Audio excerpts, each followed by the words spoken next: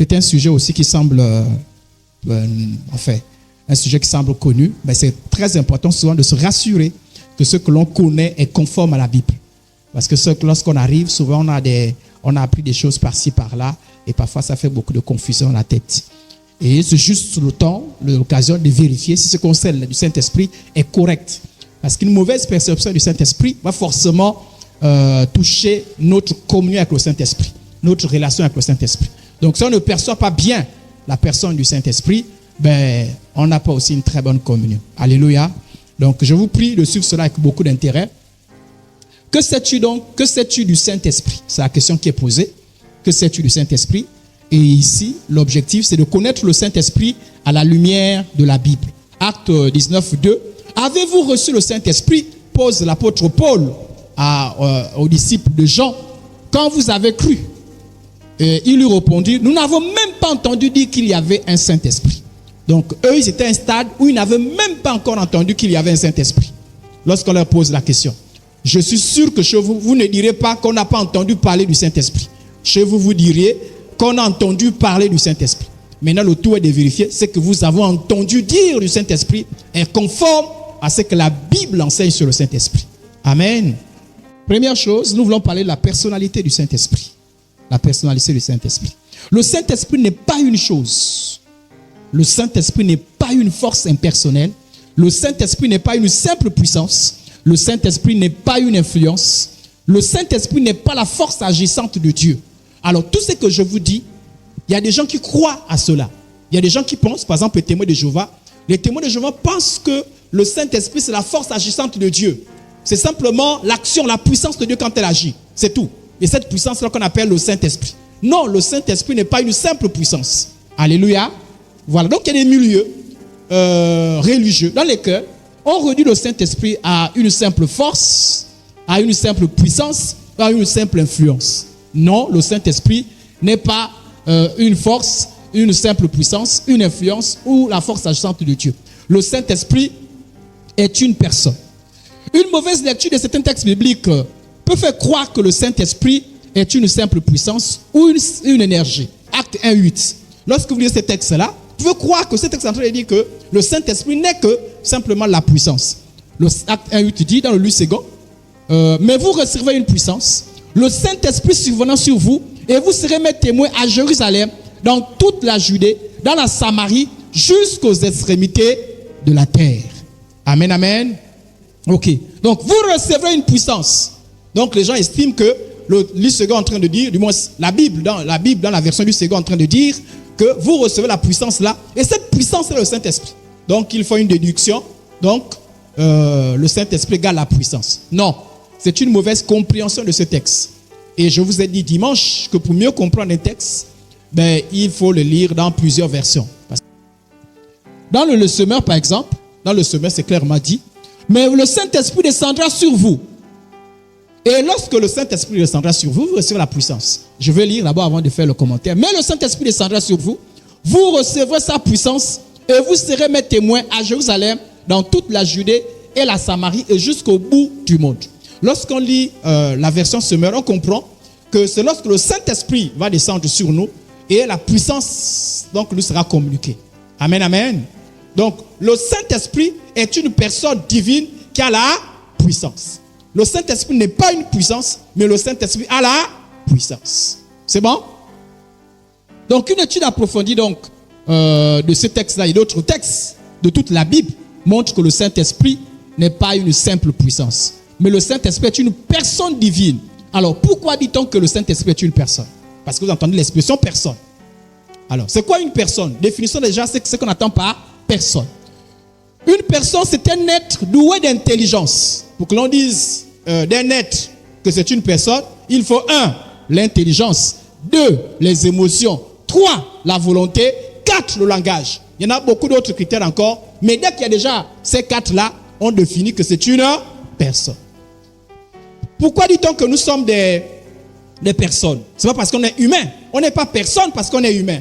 Non, non, non. On est personne parce qu'on a l'intelligence, on a les émotions ou les sentiments, si vous voulez, on a la volonté et on sait s'exprimer. Donc, pour dire que le Saint-Esprit est une personne, il faut déjà donc vérifier, est-ce que le Saint-Esprit a ces attributs qui sont cités? Amen. On va vérifier. Donc, est-ce que le Saint-Esprit possède ces qualités qu'on a citées? Premièrement, le Saint-Esprit possède l'intelligence. Ésaïe 11:2 dit, l'Esprit éternel reposera sur lui, esprit de sagesse et d'intelligence. Le Saint-Esprit est donc qualifié d'esprit d'intelligence. Donc, on comprend tout de suite que le Saint-Esprit a l'intelligence. Donc, il y a déjà une qualité qui est déjà là.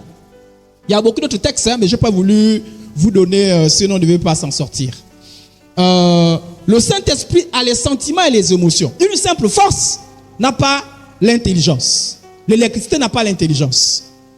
Mais le Saint-Esprit a l'intelligence. Mais le Saint-Esprit a non seulement l'intelligence, mais les sentiments et les émotions. Par exemple, dans Éphésiens chapitre 4, verset 30, on dit, n'attristez pas le Saint-Esprit de Dieu. Alléluia.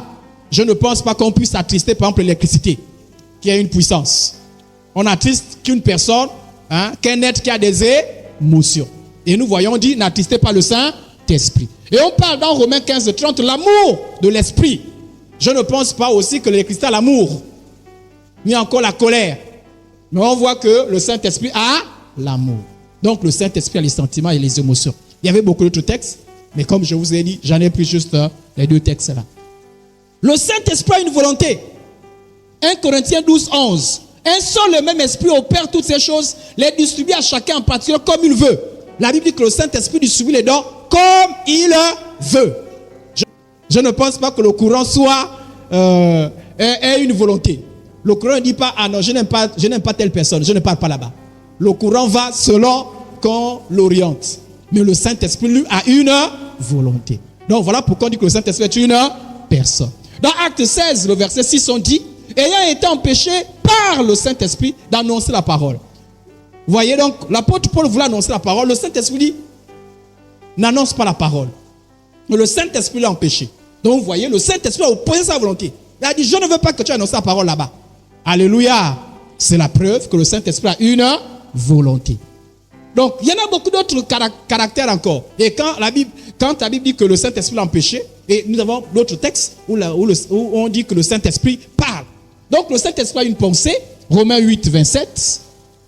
Le Saint-Esprit parle, il a la capacité de communiquer, de parler aux hommes. Nous voyons ça dans Jean 16, verset 13, Acte 8, 29, Acte 13, 2. Le Saint-Esprit a la connaissance. Le Saint-Esprit prie, parce que la Bible dit qu'il intercède pour nous par des soupirs inexprimables. Donc vous voyez qu'une simple force va faire des têtes de toutes ces choses. La conclusion, le Saint-Esprit est une personne. Amen, amen. Donc on comprend que c'est un mot qui n'est pas choisi au hasard. Le Saint-Esprit est une personne. C'est une personne. Mais attention, le Saint-Esprit n'est pas une personne humaine. Ah non, le Saint-Esprit n'a pas pour le corps comme Jésus. C'est bon? Voilà. Le Saint-Esprit est une personne divine. On va le voir tout à l'heure. La divinité du Saint-Esprit. Il est une personne divine.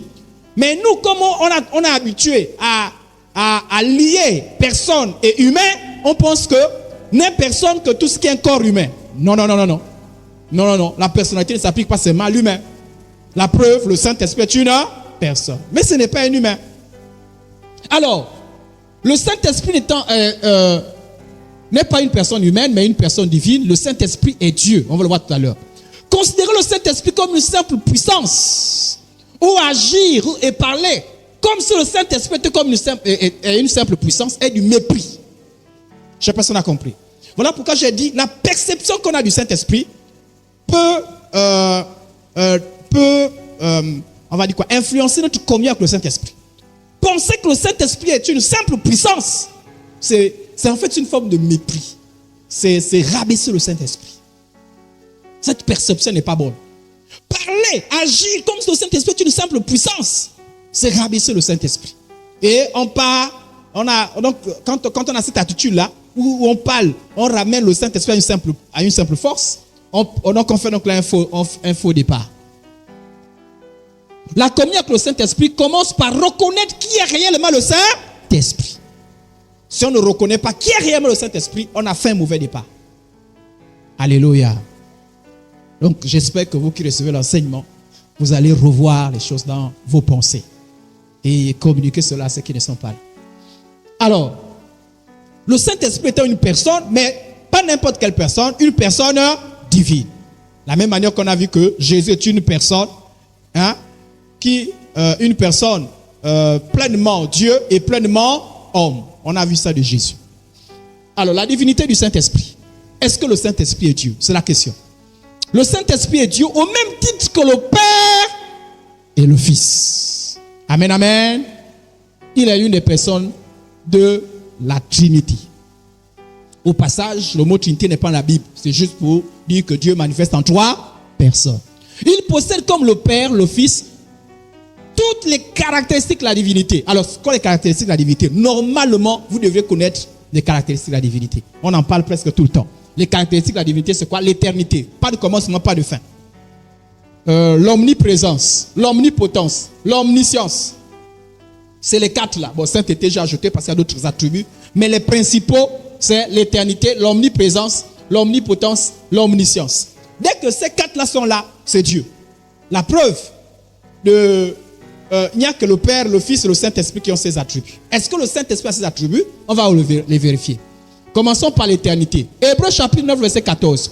Combien plus le sang de Christ, qui par un esprit est éternel. On dit que le Saint-Esprit est éternel. Ok. Donc, c'est offert, etc., etc., etc. Vous pouvez lire la suite. Mais ici, c'est juste relever l'éternité du Saint-Esprit. L'omniscience. Est-ce que le Saint-Esprit connaît toutes choses? Oui, la Bible témoigne que le Saint-Esprit connaît toutes choses. 1 Corinthiens chapitre 2, le verset 10 au verset 11. Dieu nous les a révélés par l'Esprit, car l'Esprit sonde tout. On dit, car l'Esprit sonde même les profondeurs de Dieu.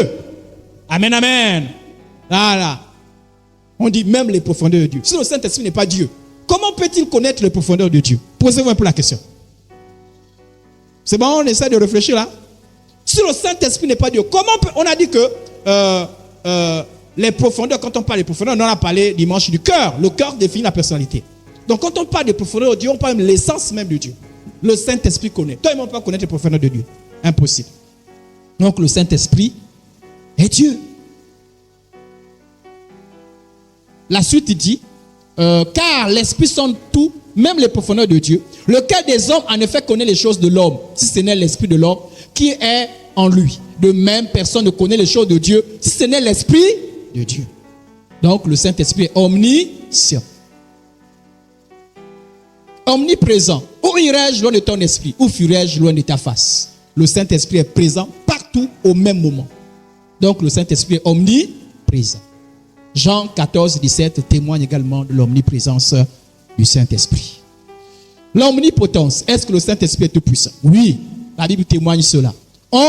Ésaïe 51, verset 19 dit, on craindra le nom de l'Éternel depuis l'Occident et sa gloire depuis le soleil levant. Quand l'ennemi viendra comme un fleuve, l'Esprit de l'Éternel le mettra en fuite.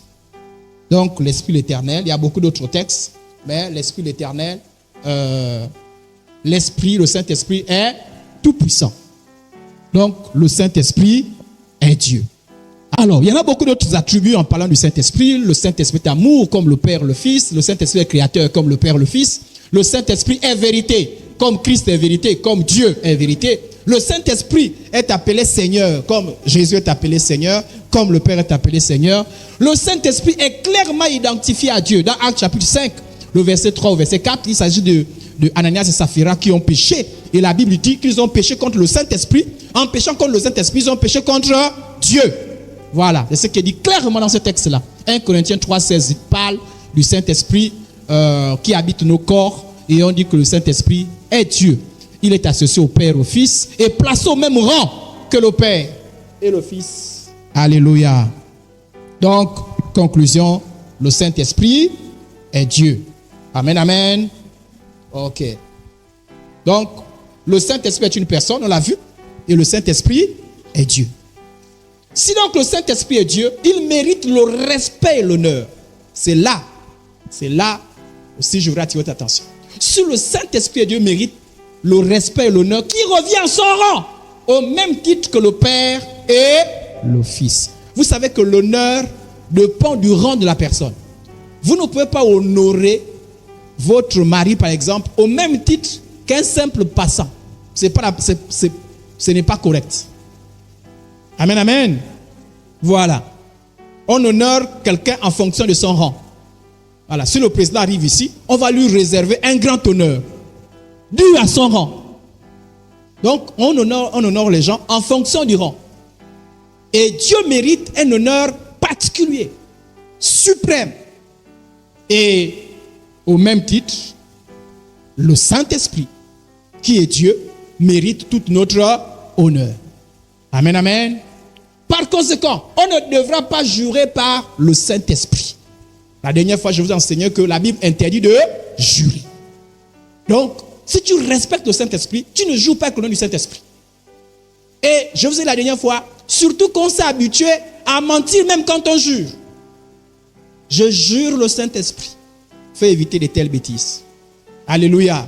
Surtout que quand on dit ça, très souvent moi-même, c'est pour tromper l'autre. Donc, il ne faut pas jurer par le Saint-Esprit.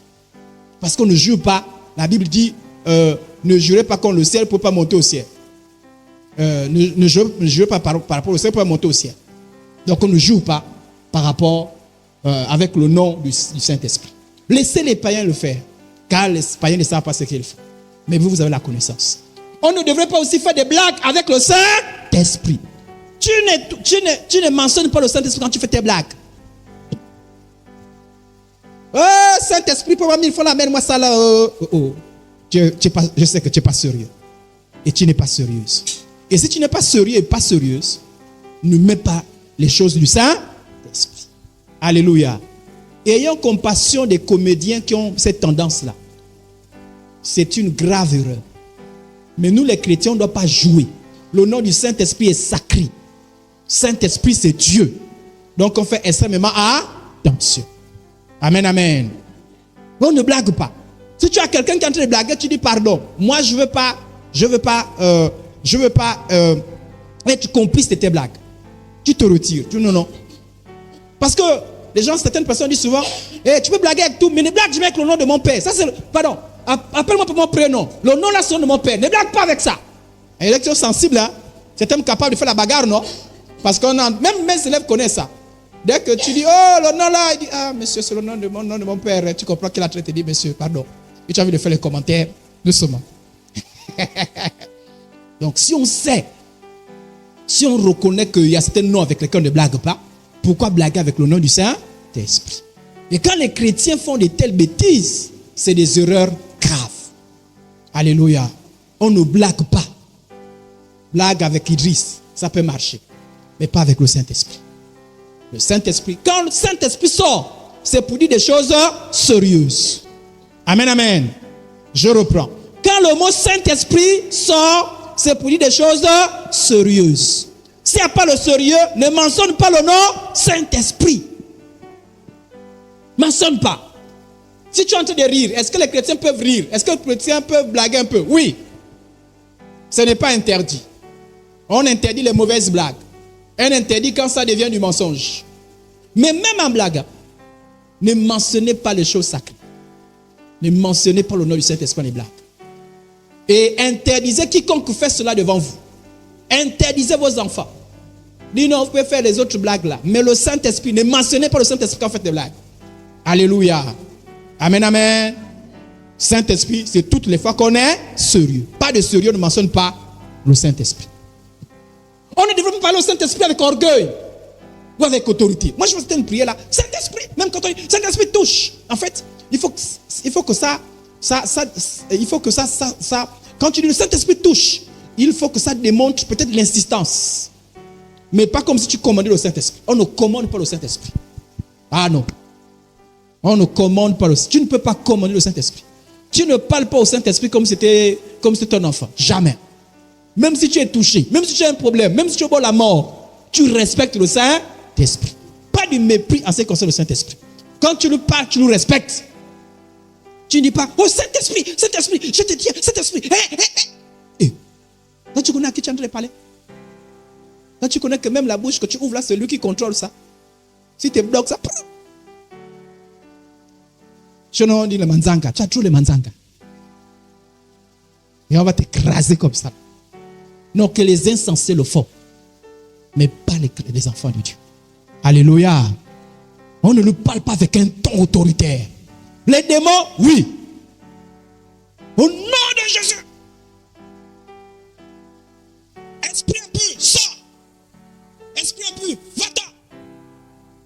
Mais tu dis pas, Saint-Esprit, viens. Tu as un problème. Tu te prends pour qui? Tu connais à qui tu t'adresses. Alléluia. Donc on doit faire extrêmement attention. Il faut éviter de telles bêtises. On ne donne pas des ordres au Saint-Esprit. Un jour, je priais avec quelqu'un. Malheureusement, c'était mon responsable. Et je l'ai entendu dire, vraiment, je me suis ramolli parce que j'ai compris que quel niveau d'égarement. Je t'ordonne, Saint-Esprit. Je dis, wow. Je me suis ramolli. C'est-à-dire qu'il m'a sorti la prière. Je l'ai entendu de mes oreilles. J'ai dit, mais lui là qui m'enseigne la Bible là, il ne connaît pas. Moi je connaissais déjà. Il ne connaît pas que. C'est-à-dire que même la pensée est venue tout. Alléluia. Moi je vois des insensés qui pensent qu'ils peuvent donner des ordres au Saint-Esprit. Même quand tu dis Saint-Esprit agit, dis-le avec respect. Alléluia. Ah oui, parce qu'on dit Saint-Esprit agit. On pense maintenant que c'est des ordres. Agis. C'est-à-dire que quand tu dis agir, c'est comme si tu es quand tu supplies quelqu'un. Agis. L'attitude. Attention à l'attitude. Alléluia. Fais-le avec du respect. Maintenant, c'est peut-être quand ils le font, tu sens que lui là, vraiment, il est encore au stade de zéro la compréhension. Voilà pourquoi j'ai posé la question. Que sais-tu du Saint-Esprit? Est-ce que tu sais que tu es en train de parler à Dieu? C'est-à-dire qu'à Dieu. Si tu es capable, quand le soleil brille, de prendre tes yeux, d'ouvrir, tu es incapable même d'ouvrir les yeux comme ça. Même la lumière là, vous fuyez la lumière là. Il te donne la lumière, il me fait mal aux yeux. Lui donne la gloire est plusieurs milliards de fois plus éclatante que cette lumière là. Et tu oses ouvrir ta bouche et lui parler comme si c'était un enfant. C'est ça là qui attriste le Saint-Esprit d'une église. Quand les gens ne savent plus respecter le Saint-Esprit, ça attriste le Saint-Esprit. Pourquoi? Parce qu'on dit, oh le Saint-Esprit, agis. Quand on le fait comme ça, là, c'est comme si on disait, je te supplie. Alléluia. L'attitude qui va derrière. On ne peut pas. Attention à l'état de ton cœur. Attention à l'orgueil. Attention au mépris. On respecte le Saint-Esprit. Même si tu es chargé, même si tu as un gros problème, dis pas, Saint-Esprit, je te parle. Peu importe ton problème. Sache que tu es devant le grand Dieu. Devant le grand Dieu, tu t'effaces. Tu t'abaisses. Alléluia. On ne donne pas des ordres au Saint. Laissez les fous le faire. Il y a des gens qui pensent qu'ils ont tellement d'onction qu'ils sont devenus l'égal du Saint-Esprit. Et même le Saint, ils sont au-dessus. Puisque je m'en donne les ordres à qui? À quelqu'un qu'on domine, non? À quelqu'un qu'on contrôle, non? À quelqu'un dont on est chef. Je ne peux pas aller, par exemple, là, Premier ministre, je donne des ordres. Hey, monsieur le Premier ministre, demain matin, allez, faites-moi ça. On va dire, c'est une folie, quoi. La seule chose, quand je suis au Premier ministre, monsieur, je vous en supplie, est-ce que vous pouvez, même les phrases sont choisies. Alléluia. Maintenant, n'allez pas dire que non, comme on a dit, respecter le Saint-Esprit. Maintenant, à partir d'aujourd'hui, je vais dire, cher Saint-Esprit, est-ce que vous pouvez venir? Non. Là, tu es en train de créer la distance entre toi et le Saint. C'est ça le problème. Vous savez, moi je suis enseignant et c'est-à-dire que les élèves, quand tu as dit, je suis gentil avec vous, ils pensent maintenant que vous êtes devenus des amis. Non, on peut même rire avec l'enseignant, mais on a des limites. Donc, si tu sais garder les limites avec le Saint-Esprit, tu n'as pas besoin de dire vous. C'est ton ami. Le Saint-Esprit, c'est comme un ami. Mais même quand il est ton ami, n'oublie pas qu'il est Dieu. Alléluia. C'est la même chose quand on parle du Père de Jésus. C'est-à-dire que du Père et de Jésus. Le Père, c'est notre Dieu, c'est notre Père, n'est-ce pas? Mais on dit, tout en étant ton Père, il faut le respecter, il faut le craindre. Ne dis pas c'est mon Père, maintenant je peux faire n'importe quoi. Et la Bible dit qu'il a amour. Mais en même temps, on dit que lui, il a une colère ardente. Donc, qui se met en colère, il t'écrase. Donc, faut garder les limites. Amen, amen. Ok. Donc, quand on s'adresse au Saint-Esprit, on le fait avec honneur et respect. On le fait avec crainte, avec humilité, avec supplicat. Il y a des gens qui n'ont jamais dit s'il te plaît, Saint-Esprit. Ils ne connaissent. Quand ils pensent Saint-Esprit, il n'y a pas s'il te plaît. Comment ça? Quand tu penses à ton chef, s'il te plaît. Quand tu penses à une autorité, s'il te plaît. Mon Saint-Esprit, jamais, même quand tu avais son assistance, tu ne parles comme c'était, jamais tu as dit s'il te plaît. Les mots, tu peux dire s'il te plaît, mais ton cœur est arrogant. Il faut être humble quand on parle au Saint-Esprit. Amen, amen. Il y a un seul Saint. Il n'y a pas deux. Il n'y a pas trois. Il n'y a pas quatre. Il y a un seul Saint-Esprit. Vous allez comprendre pourquoi. Faut faire attention. Hein? Voilà pourquoi. Que sais-tu du Saint-Esprit? Bon, c'est pas moi qui ai affirmé. Heureusement que c'est lui qui en parlait. Éphésiens chapitre 4, le verset 4, il dit, il y a un seul corps. Le corps, c'est quoi? Les élèves. Le corps, c'est quoi? Il y a un seul corps. Quand on parle du corps, il s'agit de quoi? Seigneur Jésus. Mon Dieu, mon Dieu, mon Dieu. Il y a un seul corps. Le corps là, c'est quoi? Bon, allons-y. Après ça, si le verset là ne vous dit plus rien, là, je ne viens plus enseigner. Hein. Éphésiens 4, verset 4. En tout cas, le texte d'Éphésiens 4, les chrétiens devaient connaître ça. Parce que, en fait, comment tu sais que lui là, on peut prier ensemble ou pas? Par exemple, quand vous voulez faire quelque chose ensemble avec un autre chrétien, une communauté, il y a les bases. Hein? Amen, amen. Moi, je vois par exemple quelqu'un qui va aller prier avec les témoins de Jéhovah. Mais tu n'as pas la même foi que les témoins de Jéhovah. Hein? Ah oui, avant de prier avec quelqu'un, vérifie d'abord si on a les mêmes convictions. Et l'un des tests, pour savoir si on a les mêmes convictions, c'est Éphésiens chapitre 4. Il y a 7 caractéristiques. Si les 7 caractéristiques, vous n'avez pas ça de commun, alors vous ne pouvez pas vous communier ensemble. Il y a quelque chose qui cloche. Bon, je n'enseigne pas là-dessus, mais il y a quelques-unes de ces caractéristiques. Un seul corps. Le corps là, c'est le corps de Christ. Bon, là, je l'ai plusieurs, non? Le corps de Christ, c'est quoi? L'église de Christ, non? L'ensemble de toutes les personnes nées de nouveau. Donc, il y a un seul corps, un seul esprit. On va revenir tout à l'heure sur le seul esprit. Comme vous avez été appelé à une seule espérance, par votre vocation. Il y en a seul. On reviendra un jour peut-être sur le texte de 1 Corinthiens 7. Parce que si on invite quelqu'un, s'il ne croit pas à ce qui est dit dans Éphésiens chapitre 4, on ne l'invite pas. Il ne peut pas venir. On ne croit pas, on n'a pas la même confession de foi. Quand on n'a pas la même confession de foi, vous ne bonjour, ça va, oui, ok, voilà, c'est tout, on n'a pas la même confession de foi. Il y a quelque chose qui cloche. Alors, donc je disais, il n'y a qu'un seul Saint-Esprit, Éphésiens chapitre 4, verset 4, il y a un seul corps et un seul esprit, comme vous avez aussi été appelés à une seule espérance par votre vocation. Mais s'il y a un seul Saint-Esprit, pourquoi on entend souvent dire dans les prières, esprit de sagesse? Vous avez entendu parler, non? Esprit d'intelligence, esprit de grâce.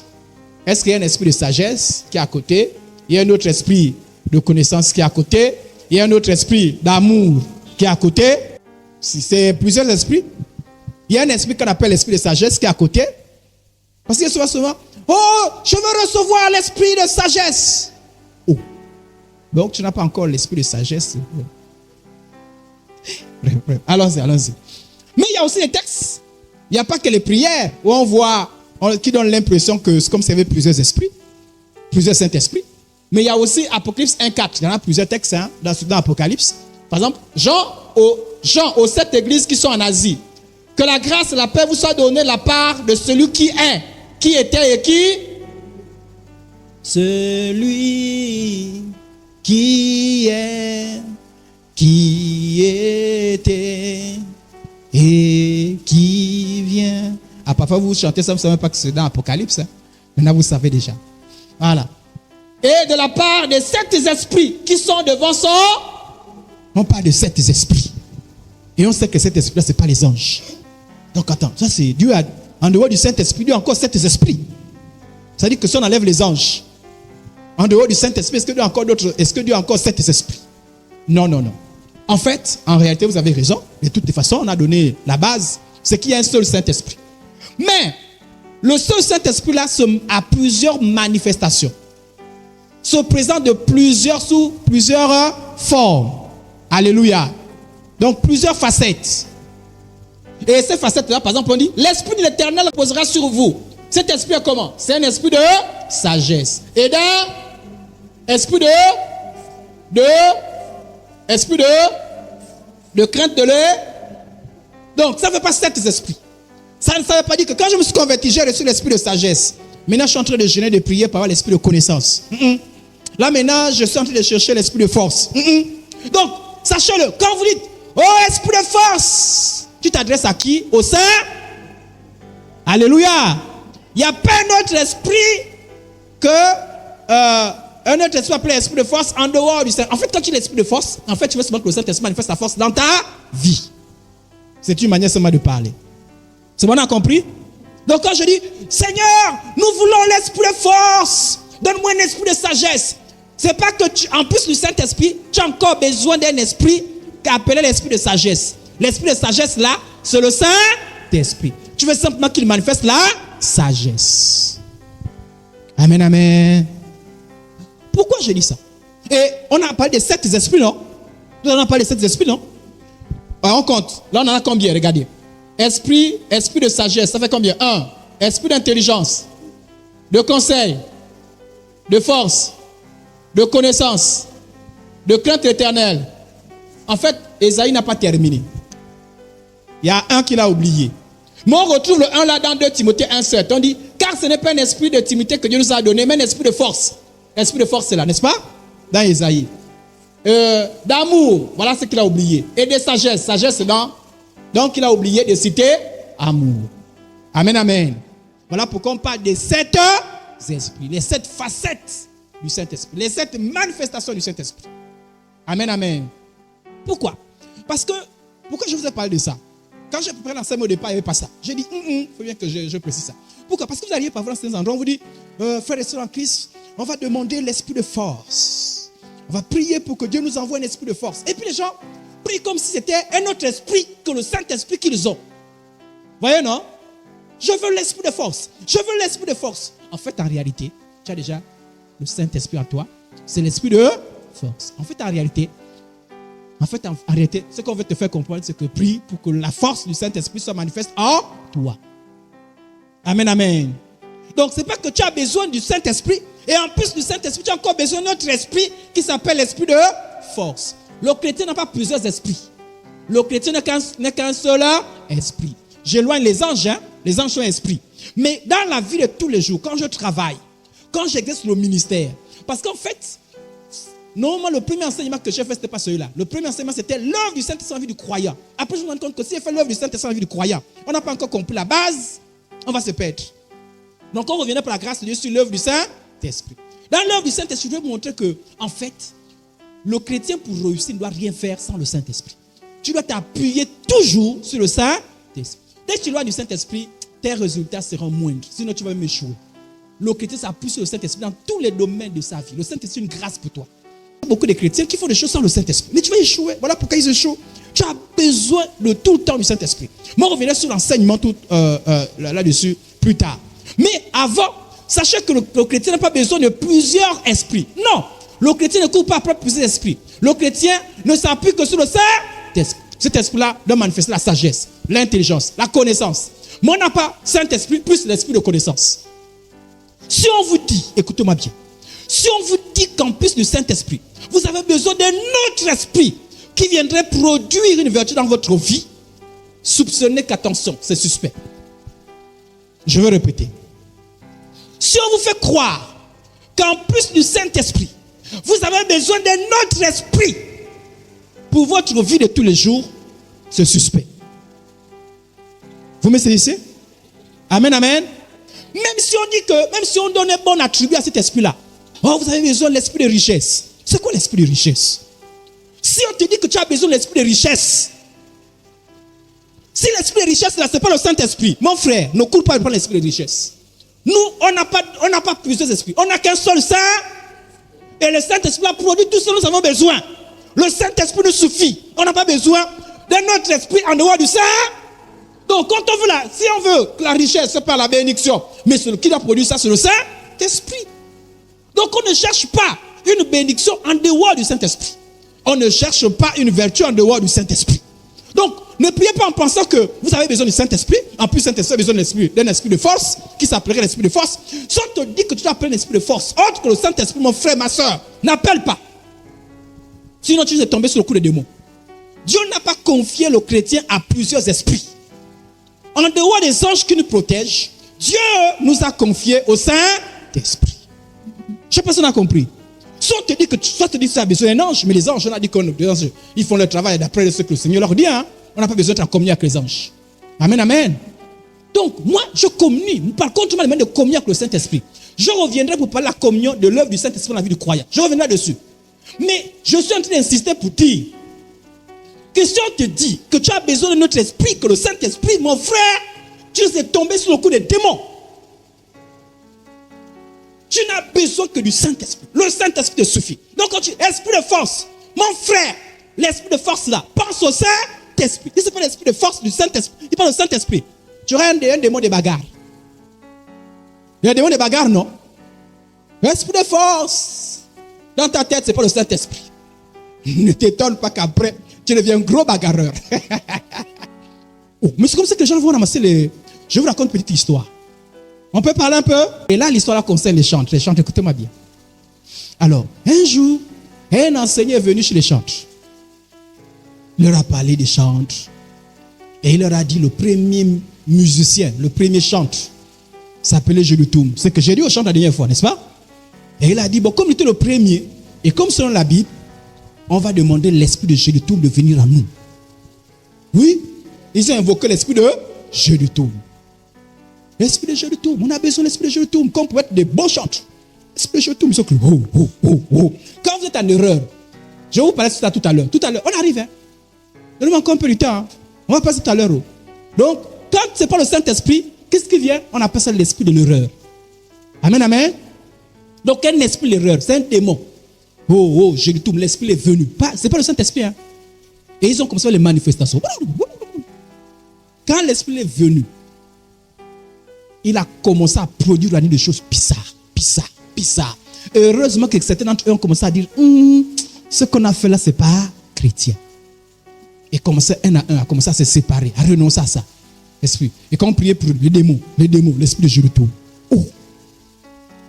Mais ça, c'est quelqu'un qui ne connaît pas la Bible. Quand tu connais la Bible, tu n'as pas besoin d'un autre esprit que le Saint-Esprit. Donc, si un jour je suis en déplacement, j'arrive, je vais tenter d'évoquer un esprit autre que le Saint-Esprit, mon frère, je pleure seulement. Je dis, oh, mive, Seigneur, oh Dieu, mive. Vous n'avez pas besoin d'autre esprit que le Saint-Esprit. Quand vous dites esprit de force, vous pensez à qui? Au Saint. Esprit de sagesse, vous pensez à qui? Esprit de grâce, vous pensez à qui? Pas un autre esprit. Mais si vous pensez qu'il y a un autre esprit qui s'appelle l'esprit de grâce, autre que le Saint-Esprit, même si on dit que c'est l'esprit de grâce, mais si l'esprit de grâce là, ce n'est pas le Saint-Esprit, fais attention. Parce que la grâce ne peut être produite dans ta vie que par le Saint-Esprit. Vous savez que même si tu as une bonne chose dans ta vie, regardez par exemple, il y a des gens qui chantent avec les esprits, avec les démons, non? Hein? Souvent on dit les esprits d'oiseaux par exemple. Ils chantent là, oui. Il y a même les églises qui ont été dirigées par des gens qui avaient les esprits d'oiseaux. Vous pensez que non, c'est oh, mais la sœur là, l'onction, c'est pas l'onction. Quand elle est arrivée, elle ne s'est pas convertie réellement. Et avant, elle avait l'esprit d'oiseau pour chanter au village. Mais quand elle se convertissait, sa conversion n'était pas totale. Voilà pourquoi quand elle se convertit, il faut se convertir réellement. Donc, avec les dons démoniaques à l'église. Mais quand elle venait, les gens pensaient que c'était l'onction. Ce n'est pas l'onction. Mais quand un esprit vient comme ça, il vous endort, vous tous. Vous ne comprenez pas ce qui se passe. Les lourdeurs, les quoi, et toutes ces choses-là. Donc, même quand le Saint-Esprit dit qu'il veut faire des bonnes choses, ça dit quand l'Esprit vient dire qu'il fait les bonnes choses. Toute bonne chose sans le Saint-Esprit est une mauvaise chose. Je ne sais pas si on a compris. Oh, l'esprit de guérison. Si l'esprit de guérison, c'est pas le Saint-Esprit, mon frère, ma soeur, on te dit non, on va pas, on laisse le Saint-Esprit à côté. Invoquons notre esprit qui s'appelle l'esprit de guérison. Kali. Alléluia. Moi, mon esprit de guérison, c'est le Saint. Je n'ai pas un autre esprit. Amen, amen. Il y a combien de Saint-Esprit? Amen, amen. Et le chrétien a besoin de combien de Saint-Esprit? Amen, amen. Donc, tout esprit qui n'est pas le Saint-Esprit, je fais j'ai beaucoup insisté là-dessus. Hein. J'avais prévu faire 2 minutes là-dessus, mais j'ai mis du temps. Donc, la personne qui va encore venir m'invoquer n'importe quoi ici, au nom de Jésus, je veux te résister. Donc, attention, appelons l'esprit de Moïse. Nous appelons l'esprit de Moïse sur nous. Attention. L'esprit de Moïse, c'était quel esprit? Mais si vous savez que l'esprit de Moïse, c'est le Saint-Esprit, laissez l'esprit de Moïse appeler directement le Saint. Oh, que l'esprit d'Élie vienne sur nous. Mais l'esprit d'Élie, c'est quel esprit? Élie agissait avec quel esprit? Mais au lieu de dire l'esprit d'Élie, parlons directement du Saint. Parce que ce qui, la première fois, ça c'est la confusion. Parce que nous va penser que c'est vraiment l'esprit d'Élie. Parce que Élie avait son esprit en tant qu'homme, non? Donc, vous invoquerez un esprit humain, et même des morts. Hein? Et quand on invoque un mort, qui vient? Qu'est-ce qui vient? Le démon. Donc, voilà pourquoi quand on invoque Marie, ce n'est pas Marie qui vient. C'est un démon. Parce qu'on pense qu'en dehors du Saint-Esprit, on a encore besoin de l'esprit de Marie. Voyez les choses. J'espère que c'est compris, non? Amen, amen. Que personne ne vienne vous embrouiller. Hein? Les gens sont, oh, l'onction, l'onction. J'ai un esprit, autre esprit là qui est là. Ils vont être là, ah oui, c'est quel esprit encore qui nous amène? C'est un esprit de délivrance. C'est le Saint-Esprit. Non, non, non, non. Ça, c'est un autre esprit que Dieu donne. Ah! Pas de reste avec ton esprit de délivrance là-bas. Si on est délivré par notre esprit, ça c'est comme la délivrance que les gangas donnent là-bas. Ça, c'est suivi de beaucoup de chagrin. On ne veut pas de ça. Alors, donc le Saint-Esprit est appelé Esprit de Dieu. Parfois, on l'appelle seulement Esprit. On ne dit pas Saint, d'accord? Quand on dit Esprit, c'est toujours Saint. Esprit de Dieu, c'est toujours Saint. Esprit de l'Éternel, c'est toujours Saint. Oh! Ne dites pas, bon, je ne vous parle pas du Saint-Esprit, je parle de l'Esprit de l'Éternel. Oh! Donc l'Esprit de l'Éternel, c'est notre esprit. L'Esprit de Dieu, c'est notre esprit. Donc on appelle aussi comment? L'Esprit du Dieu, l'Esprit de Christ. Amen. L'Esprit de Jésus. L'Esprit de son Fils. Son Fils là, c'est le Fils de Dieu, donc Jésus. Alors, on appelle aussi l'Esprit de vérité. L'Esprit de vie. C'est bon, vous comprenez? Donc, quand il y a l'Esprit de vie, c'est quel esprit? Toujours. L'Esprit d'adoption. C'est quel esprit? L'Esprit de sagesse, d'intelligence, de conseil, de force. On a vu tout ça là. Hein? C'est toujours le Saint. L'Esprit de grâce, c'est qui? L'Esprit de gloire, c'est qui? L'Esprit de foi. Un autre consolateur, c'est qui? Amen, amen. Donc on ne vous embrouille pas.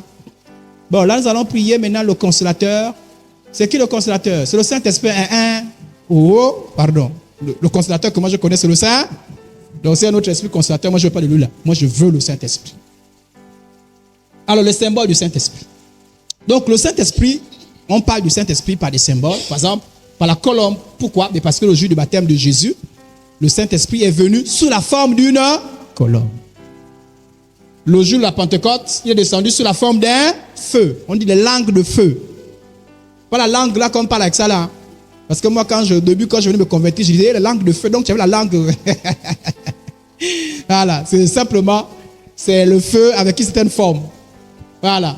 Donc, le Saint-Esprit est assimilé souvent au vent, souvent assimilé à l'eau. Donc la pluie, la rosée. Alors, bien que le Saint-Esprit, tout ça sont les symboles du Saint-Esprit, mais le Saint-Esprit n'a pas de forme. Hein? Oh, Jésus est venu sous la forme d'un corps, n'est-ce pas? Mais le Saint-Esprit, lui, n'a pas de corps. Il n'a pas de forme. Donc, conséquence. La conséquence, c'est quoi? On ne doit pas représenter le Saint-Esprit. Amen, amen. Voilà. Parfois, pour véhiculer un certain message, par exemple, l'Église a certains symboles, mais on ne doit pas prendre ces symboles-là et les établir comme si ces symboles-là, maintenant, prennent la place du Saint-Esprit. Par exemple, on ne va pas dessiner une colombe là, et quand les gens viennent regarder la colombe, au Saint-Esprit, eux. Il faut faire attention. Amen. Alors, le Saint-Esprit est symbolisé par la colombe, mais le Saint-Esprit n'est pas une colombe. Oh! Ça ne veut pas dire chaque fois que tu vois une colombe, tu dis, oh, le Saint-Esprit n'est pas ça. Qui t'a enseigné ça? Tu as vu le Saint-Esprit. Oh. Mais la colombe passe, on t'a dit que la colombe, c'est le Saint-Esprit. C'est juste un symbole. L'eau n'est pas le Saint. Voilà. Même l'eau bénite, c'est le Saint-Esprit qui est dans la bouteille là. Ah, tu as pris le Saint-Esprit dans la bouteille. Vraiment, tu comprenais. Donc tu as mis Dieu dans la bouteille. Ah ouais. Oui, dit. Oh, le Saint-Esprit, c'est l'huile. L'huile symbolise le Saint, mais le Saint-Esprit n'est pas. Ah, il faut bien comprendre ça. Oui.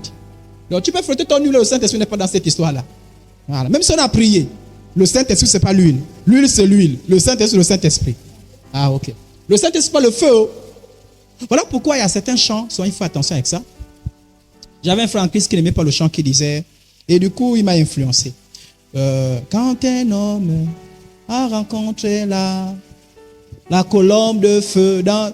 Bon, en fait, lui pensait que les gens avaient prêté plus attention sur la colonne de... et oubliaient le Saint-Esprit. On lui disait les gens, et il avait changé ça. Il avait dit, quand un homme a rencontré le Saint-Esprit dans sa vie, il n'aimait plus ça. Il avait changé ça, il n'aimait pas ça. Lui-même, il était chante. Et il m'a beaucoup influencé, frère en Christ, là. Parce que c'est chante, et lui, il était rigoureux sur cette histoire. Donc, quand tu dis colonne de feu, pardon, frère, pardon, arrête-moi ça. Tu es un homme spirituel, pas venir m'embrouiller. Donc, toi, tu dois comprendre ces choses-là. Donc, faites attention que les symboles ne deviennent, c'est-à-dire qu'à vos esprits ne remplacent pas la réalité. Amen, amen. Regardez par exemple le peuple d'Israël. Quand les serpents venimeux les ont touchés, donc ils ont été mordus par les serpents, au bord de la mort, Dieu les a donné un symbole. Il a dit, bon, dessinez un serpent d'airain, mettez sur une perche, et quiconque regardera ce serpent d'airain sera guéri. C'était juste un symbole. Mais qu'est-ce qu'ont fait les enfants d'Israël? Ils ont oublié Dieu. Ils allaient courir directement vers le serpent d'airain. Et Dieu a demandé à Moïse de détruire ce symbole-là. Parce que les gens vont oublier Dieu pour aller vers le symbole. Donc attention d'oublier le Saint-Esprit et à vous mettez maintenant l'accent sur les symboles. Les symboles sont les symboles. Mais le symbole ne remplace pas le Saint-Esprit. Amen, amen. Ok. Vous allez voir par exemple, les gens aujourd'hui, ils s'en foutent de Dieu, mais ils sont collés à l'huile. Ils sont collés à l'huile. Quand on donne ta vie à Jésus, non, je n'ai pas besoin de ma vie à Jésus, j'ai seulement besoin d'huile. L'huile d'onction.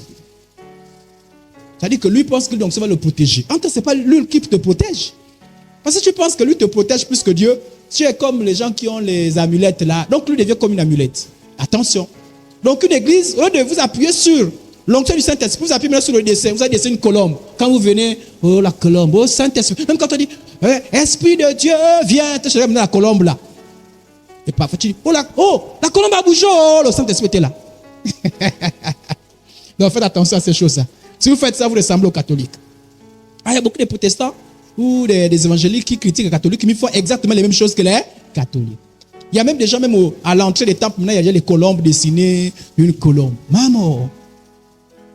Donc, vous là, maintenant, c'est... Mais attention, hein. Ah là, je vous donne un conseil.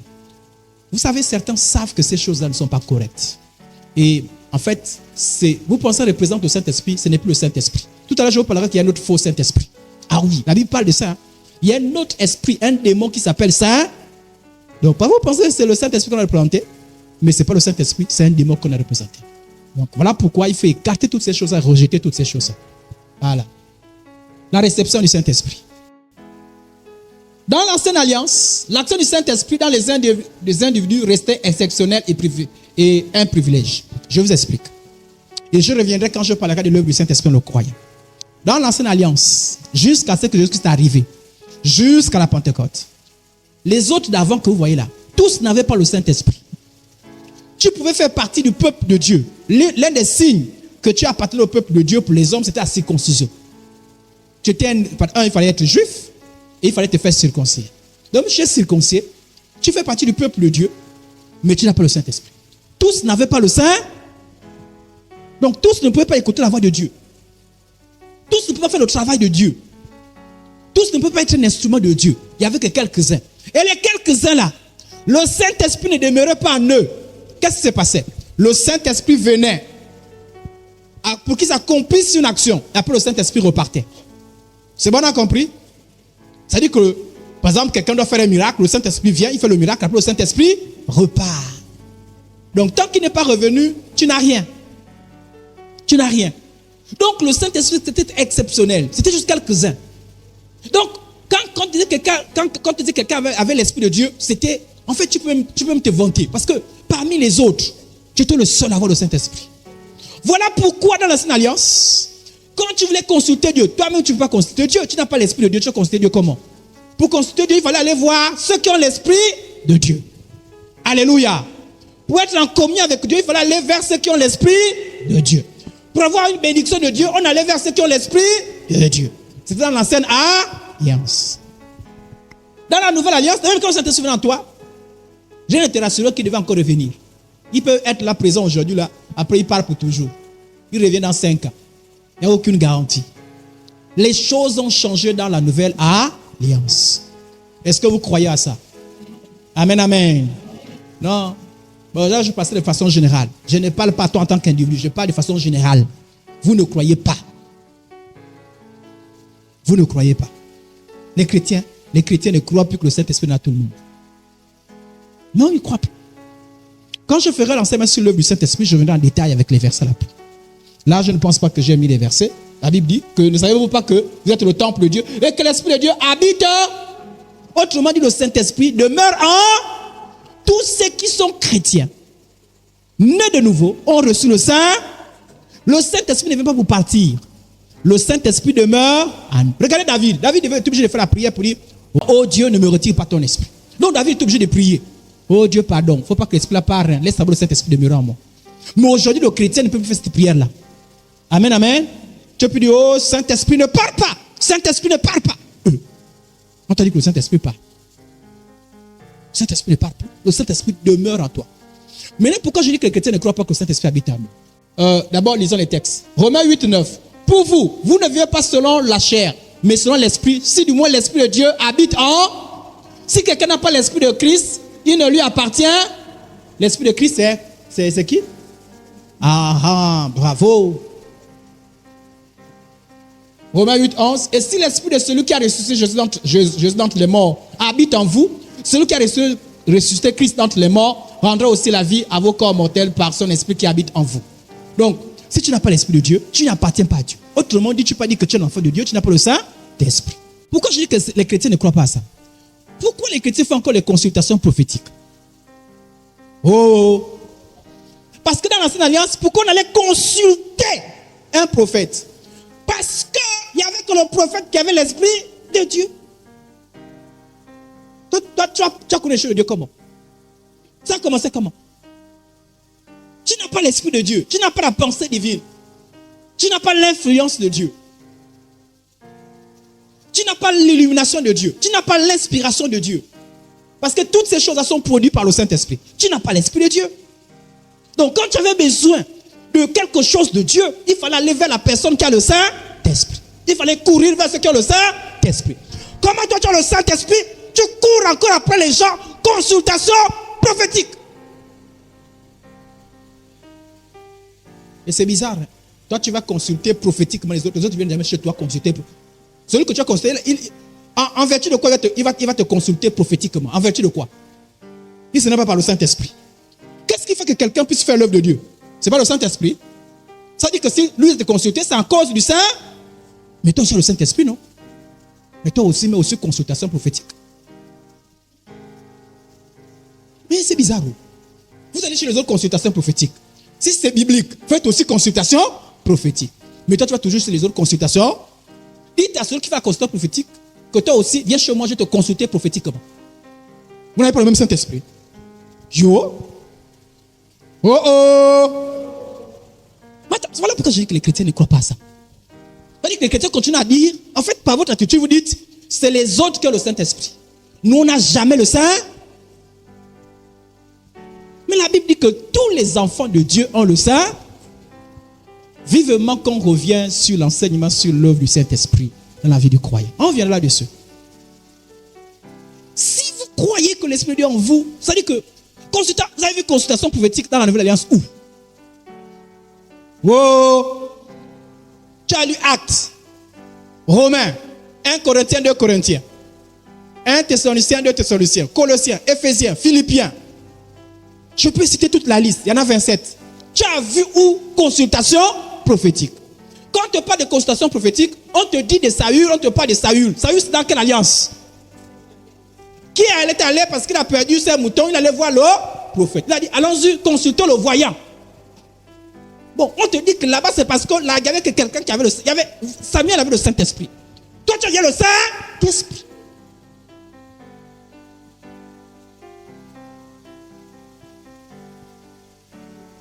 Les gens ne croient pas.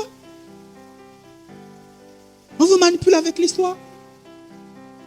Et vous avez les histoires comme vous payez pour avoir une prière, une révélation. Et c'est biblique. Justement, c'est l'histoire de Saül où Saül a dit, on ne part pas chez le prophète sans amener quelque chose. Les mains vides. C'est normal. C'est normal. Mais Jésus a dit quoi? Gratuitement. Vous avez reçu gratuitement, donnez gratuitement. Donc, dès que quelqu'un te dit, avant de venir chez moi, l'argent, c'est le signe qu'il y a quelque chose qui cloche. Et ça veut dire que tu peux donner quelqu'un l'argent. Si, volontairement. Je viens, il prie pour moi, je dis, ok, je bénis le Seigneur. En signe, c'est volontaire.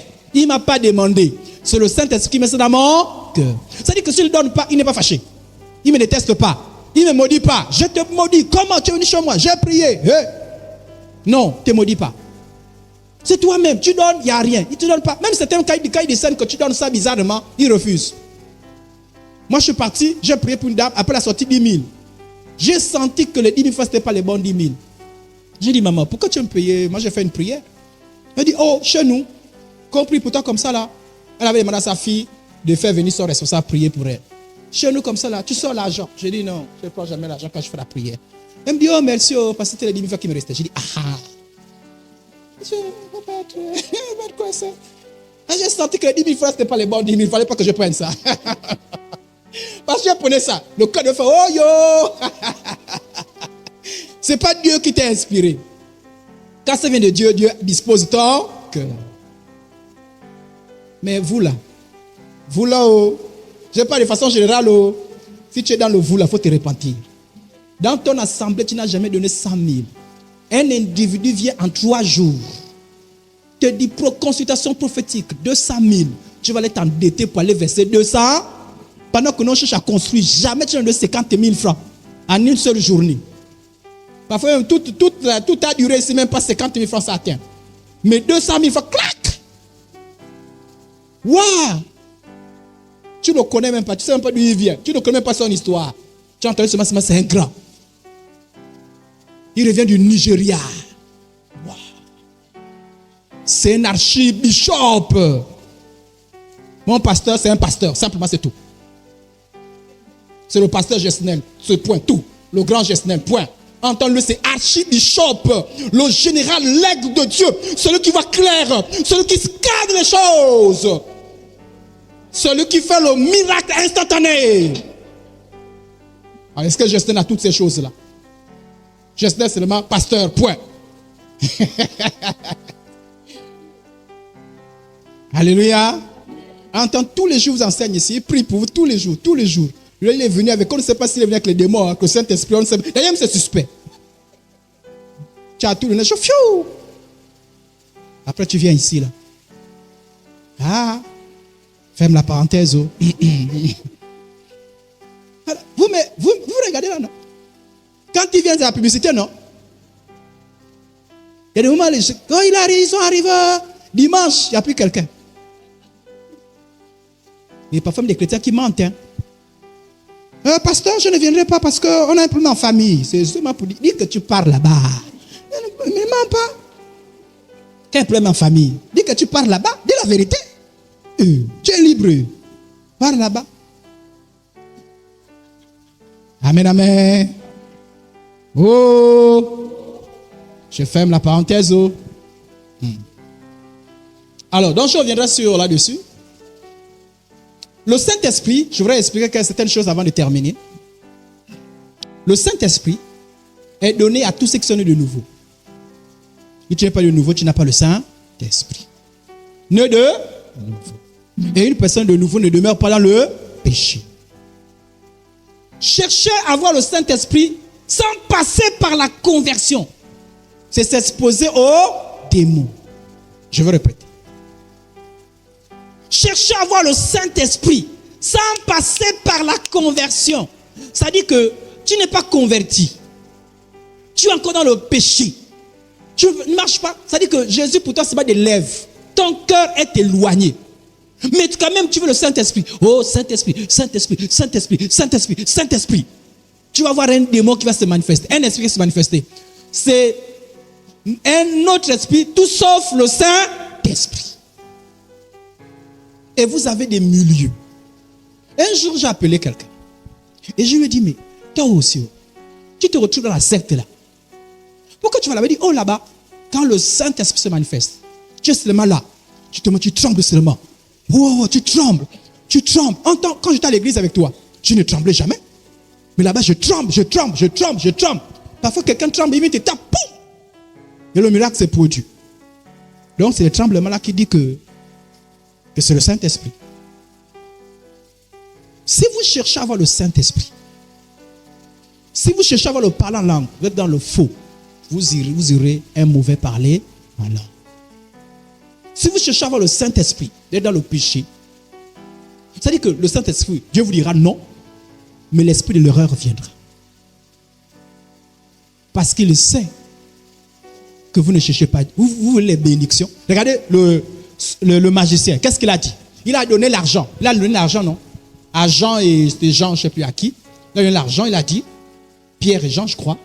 Il a donné l'argent, il a dit, donnez-moi le Saint-Esprit. Donnez-moi le Saint-Esprit. Et c'est comme ça qu'on reçoit le Saint-Esprit. Est-ce qu'on donne l'argent? Non. Il faut croire. Il y a des versets, je n'ai pas le temps de vous faire lire tous ces versets-là. C'est par la foi. C'est en venant à Jésus-Christ par la repentance. Quand tu reçois Jésus-Christ sincèrement comme sauveur et Seigneur personnel, son esprit vient habiter en toi. Mais tu rejettes toutes ces choses-là. Tu n'es que dans la religion. Tu es comme le Saint-Esprit. Tu vas tomber sous le coup des démons. Donc, frères et sœurs en Christ, ne soyez pas étonnés de voir quelqu'un qui est dans l'impudicité, dans le vol, dans la méchanceté. Mais manifester, c'est-à-dire que avoir certaines manifestations qui s'assimilent au Saint, ne soyez pas troublés. Dites pas, oh, il a le Saint-Esprit. Non, il n'a pas le Saint-Esprit. Hein. Il n'a pas le Saint-Esprit.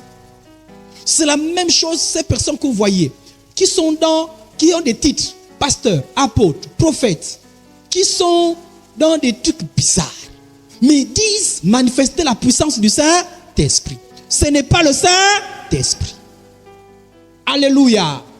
Jésus a dit, vous le reconnaîtrez par leurs fruits. Donc même si vous voyez faillard, vous voyez miracle, vous voyez prophétie, mais vous voyez que sa vie là, le fruit n'est pas bon. Son fruit n'est pas bon. L'adultère, la boisson, la cupidité, la méchanceté, la haine.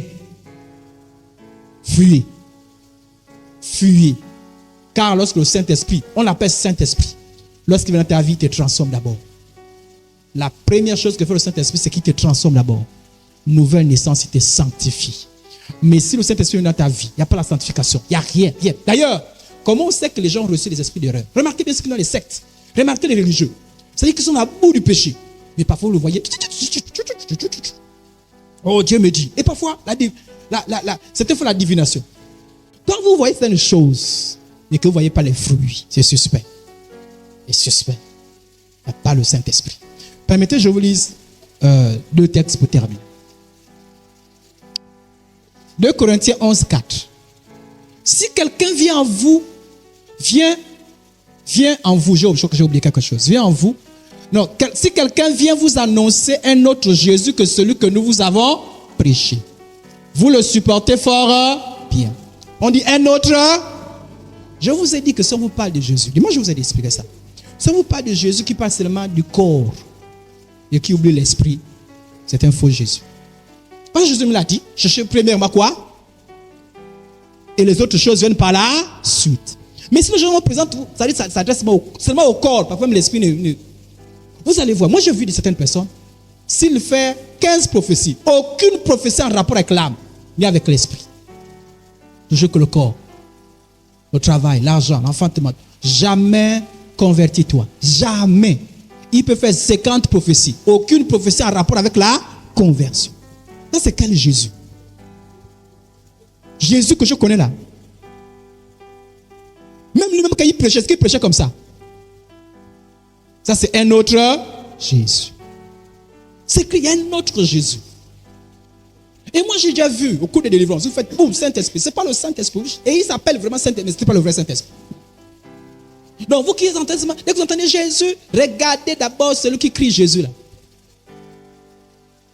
Si vous voyez qu'il n'y a pas de fruits, sachez que c'est suspect. D'ailleurs, certains même finissent par être fatigués de crier Jésus parce que ça s'assimile au vrai Jésus. Je vous ai dit une fois qu'attention à ce qu'ils vous disent, le Dieu de mon père Idriss. Si son Dieu c'est un démon, attention, c'est un piège. Si je connais le nom de Dieu là, pourquoi je veux que j'ai le nom du Dieu Idriss? Il y a des assemblées, vous ne priez pas, Et si tu pries, tu dis Dieu d'Abraham, il va te blâmer. Abraham, c'est ton père. Bon, Abraham, la Bible a rendu témoignage d'Abraham. Yahweh, la Bible parle de Yahweh. Éternel, la Bible en parle. Bon, toi là, il n'y a pas encore le témoignage. Et puis, on ne sait pas toujours. Mais c'est le Dieu que tu peux laisser, c'est le Dieu qui est là-bas. Mais moi aussi, je peux dire Dieu, Yahweh, mais interdiction. Vous priez, et il y a des gens comme ça là. Je prie le Dieu de mon père, le Dieu de mon père. Dieu de ton père, c'est qui? Il y en a même un. Je voyais ça passer dans les réseaux sociaux. Bon, souvent, à l'époque, je le suivais à la télévision. Lui, il chasse maintenant, même plus au nom de Dieu de son père. Il chasse même au nom de son père. Son père spirituel. Donc, il y en a certains qui, avec le temps, finissent par vous révéler les choses. Mais quand lui, il avait commencé, ce monsieur-là, comment il commence? Il dit d'abord Jésus. Après, il se rend compte qu'ils vont se fatiguer en disant Jésus. Après, un peu. Après, c'est au nom de l'ange. Toute délivrance, toute guérison qu'on fait au nom de l'ange, c'est suspect. Car le nom qui a été donné par lequel on doit être guéri, sauvé, ce n'est pas le nom de l'ange. C'est le nom de Jésus. Donc, il y a un autre Jésus. Mais attention à ces histoires-là. Regardez très bien. Amen, amen. Prions qu'on a tous les dons. Pour qu'on ait les prophètes, les docteurs, les tout. Laissez les gens que vous ne connaissez pas là. C'est suspect. Et attention, je n'ai pas fini. Vous supportez fort bien aussi de recevoir un autre que celui que vous avez reçu. C'est-à-dire, on t'a dit que toute ta vie chrétienne dépend du Saint-Esprit. Si tu veux écouter Dieu, Saint-Esprit. Tu veux prier, Saint. Tu veux un miracle, Saint. Tu veux l'onction, Saint. Il y a beaucoup des hommes de Dieu. Et mon fils m'écoute, il ne fera jamais cette erreur. C'est-à-dire qu'il a prié. L'incrédulité a rempli son cœur. Il s'est dit, ah, mais moi, je ne vois pas trop les miracles. On lui dit, non. Tu sais, il faut prier comme ça, là. Il y a un autre esprit qu'il faut invoquer. En plus du Saint-Esprit. Et on commence comme ça. Vous voyez les gens. Ils vont dans, ce n'est un autre esprit. Les doctrines des démons avancent. Et on manipule quelqu'un. C'est de l'incrédulité. Alléluia. Attention.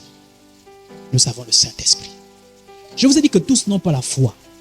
Quand quelqu'un va chercher maintenant le secours auprès des anges, oublie Jésus, c'est un manque de foi. C'est de l'incrédulité. Quand toi tu pries maintenant au nom de Dieu d'Idriss, tu ne peux plus dire Yahweh, tu ne peux plus dire Yoshua, Jésus. C'est de l'incrédulité. Quand tu cherches maintenant d'autres voies, quand tu cherches maintenant d'autres révélations, que ce que la Bible te dit, c'est de l'incrédulité. C'est comme si Jésus ne te suffisait plus. Tu es obligé d'inventer les choses. Voilà pourquoi vous voyez des croyants, oh, je me lave dans l'hysope. Qui vous a dit qu'on se lave dans l'hysope? Qui vous a dit ça? Est-ce que la Bible parle de l'hysope? Oui, dans l'Ancienne Alliance. Mais c'était symbolique. Aujourd'hui, l'hysope, on ne prend plus l'hysope. Car l'hysope, c'était le symbole du sang de Jésus. Alléluia. Par contre, les sorciers utilisent l'hysope. Mais on voit des gens qui vont se retrouver des choses comme ça. Pourquoi? Parce qu'il y a l'incrédulité. Les gens ne croient plus à la Bible. C'est-à-dire que tu as prié, tu as vu que les choses tardaient. Qu'est-ce que tu fais? Tu vas dans des choses qui sont bizarres. La foi est une ferme à... On persévère. Et c'est la foi. Et parfois Dieu nous éprouve. Si tu as prié, tu continues à prier. Est-ce que tu connais notre nom que le nom de Jésus? Aucun autre nom, non? Aucun autre esprit que le Saint. Tu restes là. Alléluia. Il ne faut pas qu'un jour, on en a trop prié pour Jésus, on a de nouvelles doctrines qui arrivent. La nouveauté. Il faut maintenant, vous savez, la révélation. On est dans l'ère de la révélation. Les choses spirituelles. La Bible, il y a les mystères que... Vous avez vos mystères. Nous, on veut la guérison au nom de Jésus. On veut l'onction au nom de Jésus. On veut la délivrance au nom de... On veut les dons au nom de... Et par la puissance du Saint... S'il n'y en a pas, on va insister. Voilà pourquoi j'apprécie les intercesseurs. On reste là. Jésus. Saint-Esprit. Nous, on ne connaît pas un autre esprit. On ne connaît pas un autre nom que le nom de Jésus. On reste là. Si c'est 10, on va rester là. Jésus, on t'attend. Alléluia. Que Dieu vous bénisse. Et nous aurons des questions la prochaine fois. Remercions le Seigneur.